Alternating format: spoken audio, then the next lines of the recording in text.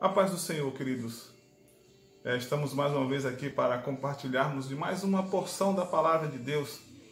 Uma palavra de Deus para o teu coração, uma palavra de Deus que possa edificar a sua vida. E como eu digo sempre, eu gosto de falar que essa palavra não fique só na tua cabeça, mas que ela entre no teu coração e ela faça morada e traga paz, alegria, sentido de existência, segurança em Deus. Eu queria compartilhar com vocês, nesta noite, uma reflexão. Porque em todos os momentos que nós estamos passando, essa quarentena, o vírus, esse momento de incerteza, de insegurança, às vezes eu fico olhando a internet e 80% das mensagens que a gente ouve é falando sobre a volta de Cristo. Você está preparado para a volta de Cristo? Jesus está voltando, o fim está próximo. E os sinais demonstram que Cristo está voltando.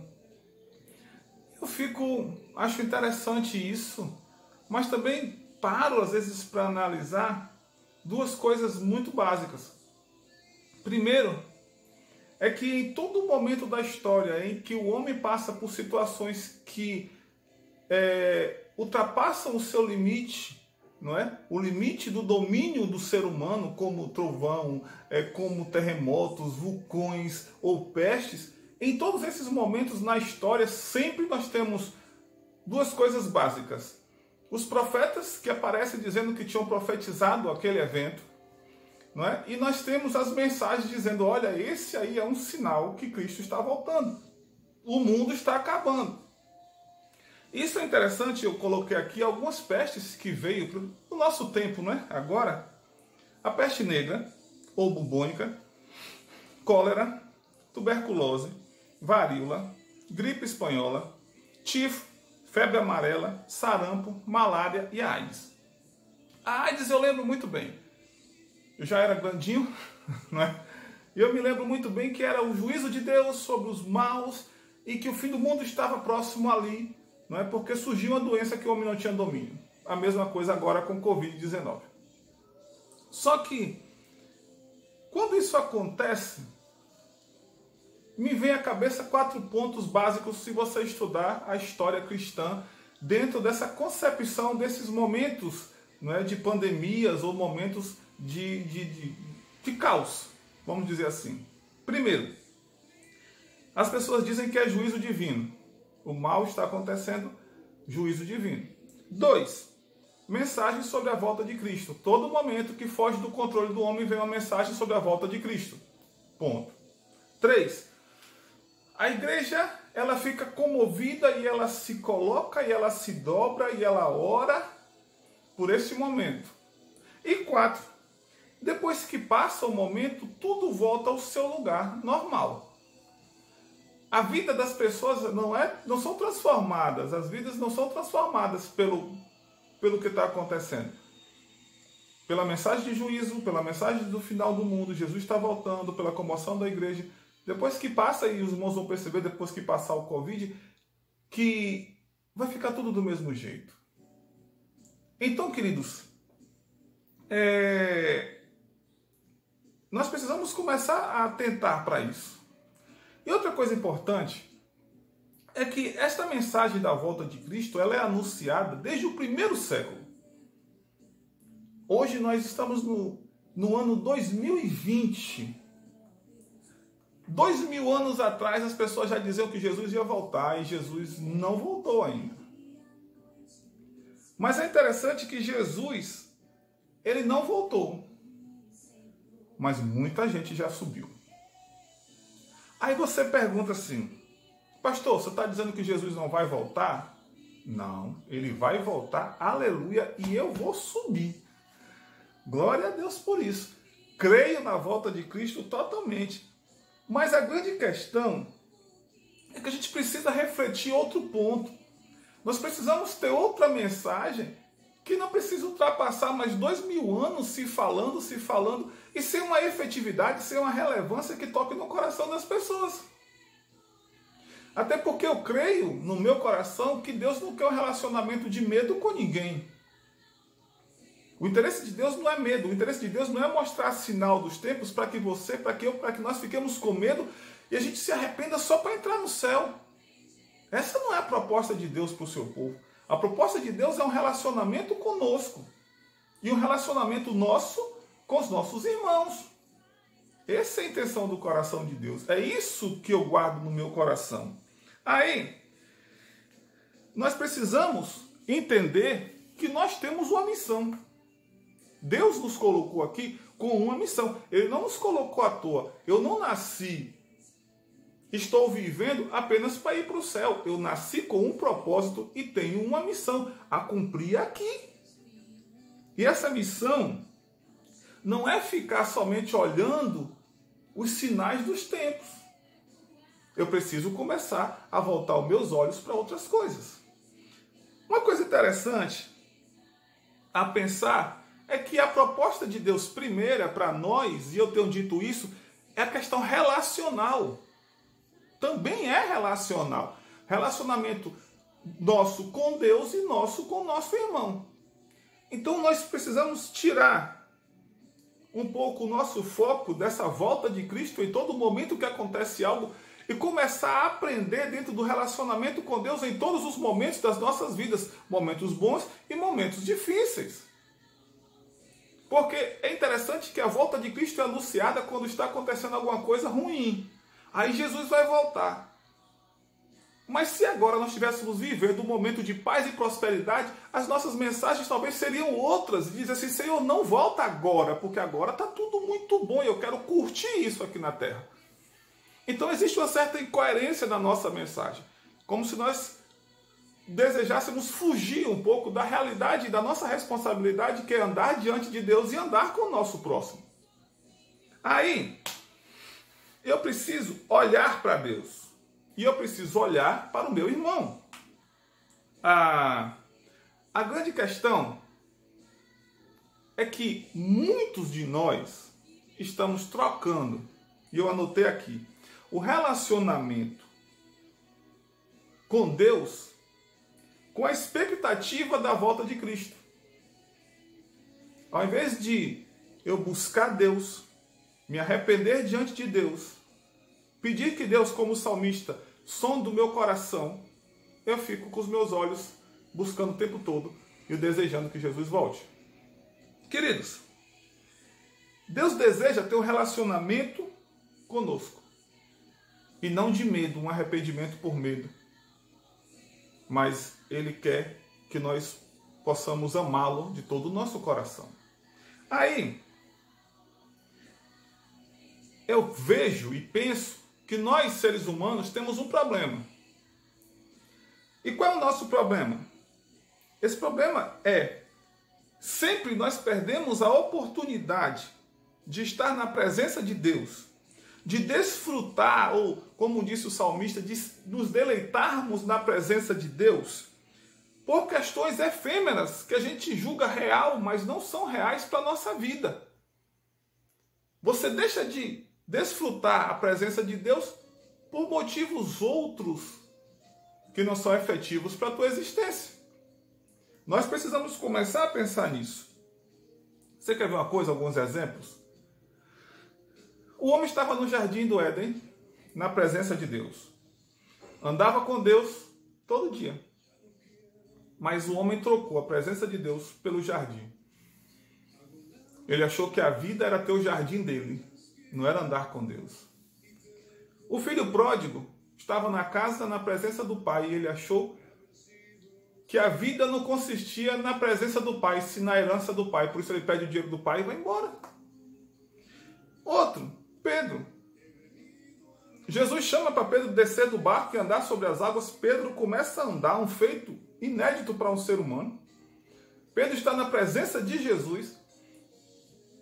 E ao invés de Pedro pensar no que ele estava fazendo e desfrutar da presença de Jesus ali sobre as águas, Pedro começa a olhar o vento e a força do mar. Outra coisa importante, os discípulos de Jesus estavam com Jesus, Jesus pregando o reino de Deus, e os discípulos discutiam o tempo todo sobre o quê? Quem seria o maior no reino dos céus? Quando Jesus tomar o reino, eu quero sentar à direita, eu à esquerda? Não, quem vai sentar à direita sou eu. Jesus estava ali. Aí, os mesmos discípulos, quando Jesus morre, ressuscita, que é o ponto máximo, não é? Da graça de Deus por nós, do amor de Deus por nós. Jesus ressuscita, passa 40 dias com os discípulos, desfrutando da presença dos discípulos, e os discípulos estavam preocupados com o quê? Quando era que Jesus ia restituir o reino de Israel a eles? Qual a intenção da cabeça dos discípulos? Jesus ia tomar o reino de Roma, dar para Israel subjugar Roma. Então nós temos essa mania, esse defeito grave de perdermos a oportunidade de estar com Deus, porque nós sempre olhamos coisas efêmeras que a gente acha que tem valor na vida, mas não tem. Aí, a pergunta que nós estamos pensando nesse instante: quando é que Jesus vai voltar segundo a Bíblia? Quando? Apocalipse 16:15 diz assim, Apocalipse, que para muitos é escatologia, é o fim do mundo, falando sobre o final do mundo. Mas não é bem assim, mas depois a gente vai estudar sobre isso. Apocalipse 16:15 vai dizer uma coisa muito interessante. Eis que venho como ladrão. Bem-aventurado aquele que vigia e guarda as suas vestes, para não andar nu e não se veja a sua nudez. Jesus vem como ladrão. Não é isso? Aí, Mateus 24, 43, ele vai falar uma coisa interessante. Caso a gente não entenda essa questão do ladrão, Jesus lá em Mateus 24, ele vai dizer uma coisa muito interessante. Mas entendam isso. Se o dono da casa soubesse a que hora da noite o ladrão viria, ele ficaria de guarda e não deixaria que a sua casa fosse roubada. Jesus está dizendo assim, eu venho como ladrão, em Apocalipse. Aí ele vai dizer assim, se o dono da casa soubesse quando o ladrão vem, ele vigiaria e não deixaria que sua casa fosse roubada. O que é que Jesus está dizendo, queridos?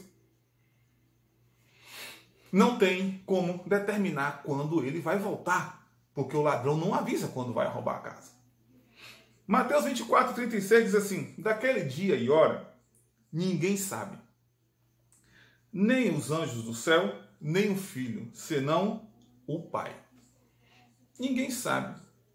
Eu acho interessante que as pessoas falam sobre isso, elas afirmam esses versículos e ficam o tempo todo buscando nos tempos sinais. Olha, a profecia está se cumprindo. Olha, nunca se viu tanto terremoto como agora. Queridos, nós somos muito infantis, muito crianças, muitas vezes, no que se trata do conhecimento da palavra de Deus.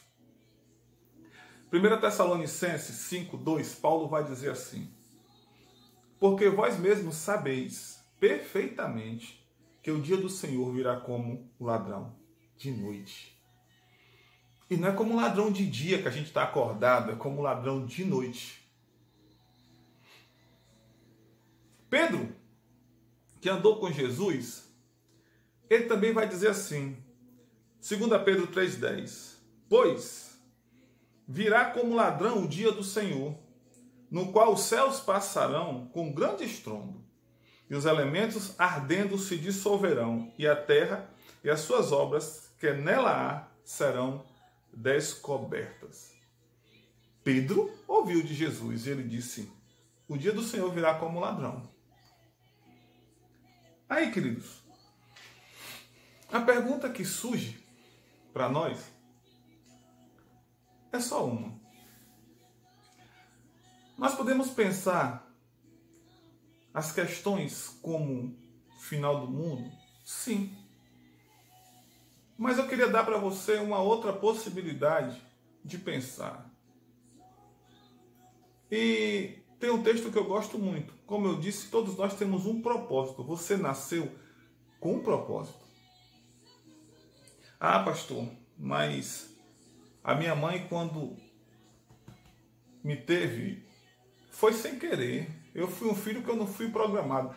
Você pode não ter sido programado pelos seus pais, mas Deus sabia que você viria. E Ele tem um propósito na sua vida. E nós precisamos entender isso, nós precisamos olhar isso, nós precisamos caminhar sobre isso.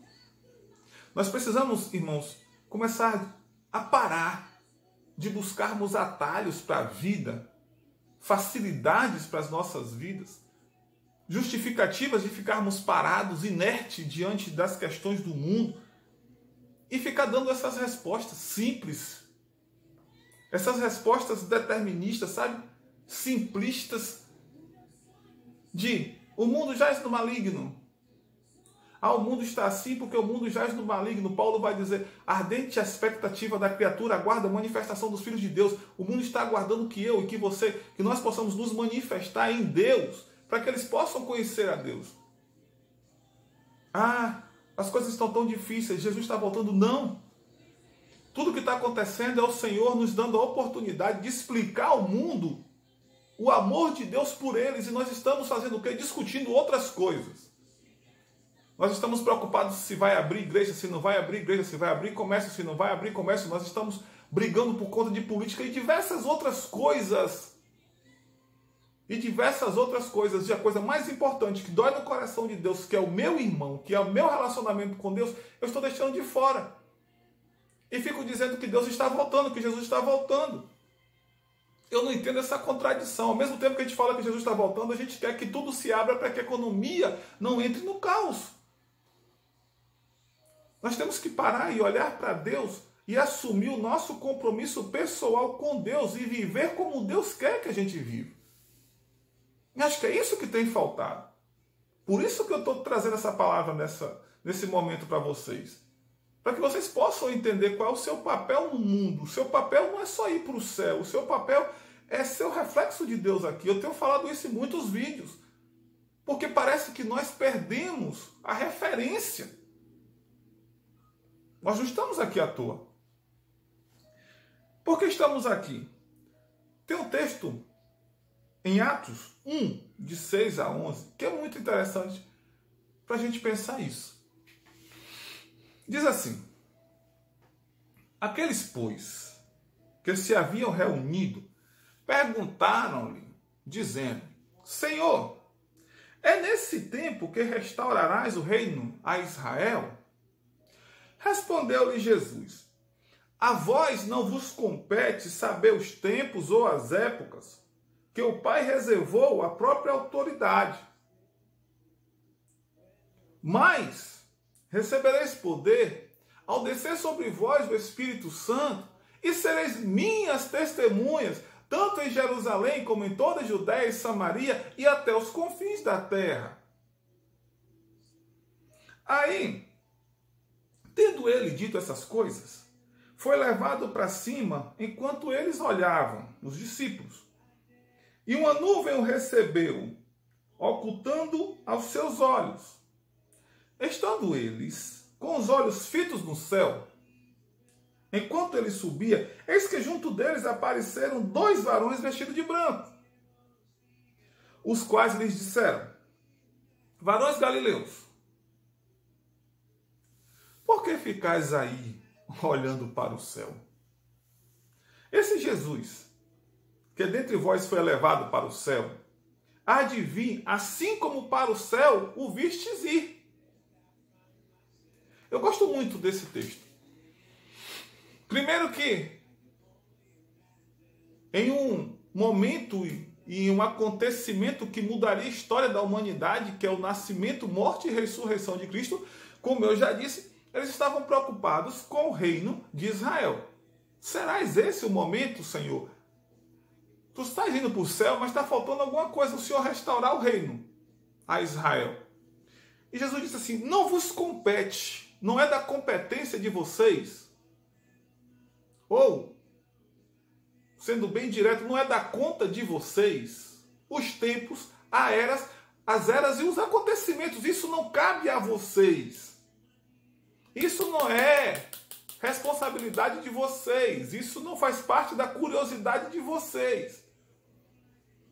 Quando as coisas irão acontecer, isso não é da competência de vocês. Isso está dentro do poder e da vontade de Deus, só e unicamente. Aí Jesus vai dizer assim: os acontecimentos, as coisas não são da responsabilidade de vocês. Ele vai dizer assim, mas vocês receberão poder ao descer sobre vós o Espírito Santo. E não é para vocês ficarem especulando sobre os dias, as eras, o tempo e o acontecimento. É para que vocês sejam minhas testemunhas. O Espírito Santo virá sobre vocês para fazer de vocês minhas testemunhas. O Espírito Santo em vós, o poder de Deus em nós, através do Espírito Santo, faz de nós imagens de Deus e manifestação do poder, do amor e da graça de Deus para aquelas pessoas que não o conhecem, para que ele seja conhecido. Então não nos compete ficar analisando os dias, os acontecimentos e buscando essas coisas. Até porque digo para vocês com toda serenidade, muitos desses textos, irmãos, são especulações vazias de pessoas que não conhecem a Bíblia. Mas recebereis poder ao descer sobre vós o Espírito Santo, e vocês estão aqui para ser minhas testemunhas. Esse é o propósito de Deus para as nossas vidas. E aí, Jesus sobe e eles ficam olhando, maravilhados, contemplativos. Um feito que eles nunca viram e que ninguém vai ver, só na volta de Cristo. Jesus subindo. E 2 varões de branco chega do lado deles e pergunta a mesma coisa que pergunta para nós. Nesse instante, por que vocês estão olhando para o céu? Hã? Por que essa preocupação de olhar para o céu? Por quê? Por que esse gosto, esse desejo pela contemplação? Não. Pode voltar para Jerusalém e esperem lá, que a missão vai se cumprir na vida de vocês e vocês sairão para trabalhar, para viver Deus, para entregar suas vidas à missão que Deus tem para vocês. Queridos, é isso que eu quero trazer para vocês nesse instante. Essa outra noção desse momento que a gente está vivendo. Não é só a volta de Cristo. Não é só Jesus está voltando. Você está preparado para Jesus voltar? Já se passaram tantos outros, desde, irmãos, do Antigo Testamento, que as pessoas fazem isso e falam isso e Jesus não voltou. Mas muitas pessoas estão indo. E nós muitas vezes estamos dizendo que Jesus está voltando agora. Quantas pessoas estão morrendo por causa do Covid-19? E o que nós temos feito? Nós temos pregado, testemunhado, ou as pessoas estão morrendo sem Cristo, sem salvação, e a gente dizendo assim, olha, é isso mesmo, é porque o mundo é mau, é porque o diabo está solto. Por quê? Por quê? Ou a gente fica lamentando as pessoas que estão morrendo, amigos, e a gente diz assim, se eu pudesse, eu teria falado. Será que ele morreu com Jesus? Será que ele foi para o céu? Nós temos uma missão, testemunhar de Jesus. E infelizmente, queridos, a igreja está desacreditada por muita gente que não o conhece. Se a gente olhar a internet, então nós precisamos honrar o nome de Deus nas nossas vidas. Arregaçar as mangas, nos colocarmos diante de Deus, pedir perdão dos nossos pecados, do nosso orgulho, da nossa vaidade, da nossa prepotência, nos humilharmos diante de Deus, para que Ele possa fazer a sua obra através de nós. Jesus vem sim, aleluia, Ele vem com certeza, mas o nosso foco é a missão que Ele tem para nós. Enquanto a trombeta não soar, a gente não vai olhar para cima, a gente vai olhar para o outro. A gente vai olhar para Deus. Não vai ficar preocupado com a trombeta. Paremos de olhar para o céu. O Espírito Santo está em nós. nós precisamos fazer a diferença para esse mundo em crise. Então vamos parar de dizer que Jesus está voltando. Vamos trabalhar. Porque se você viver com Deus, se você viver para o seu irmão, se você cumprir a sua missão, queridos, a última coisa que você vai fazer é ficar preocupado com o som da trombeta. Por quê? Porque quando você estiver abraçando o seu irmão, ajudando o seu irmão, e se a trombeta soar hoje, se soar amanhã, você vai ter a maior alegria do mundo.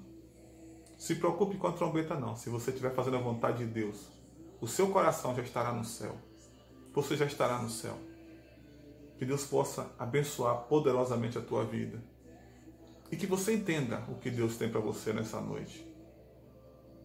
Fique na paz do Senhor. No nome de Jesus. Até o próximo.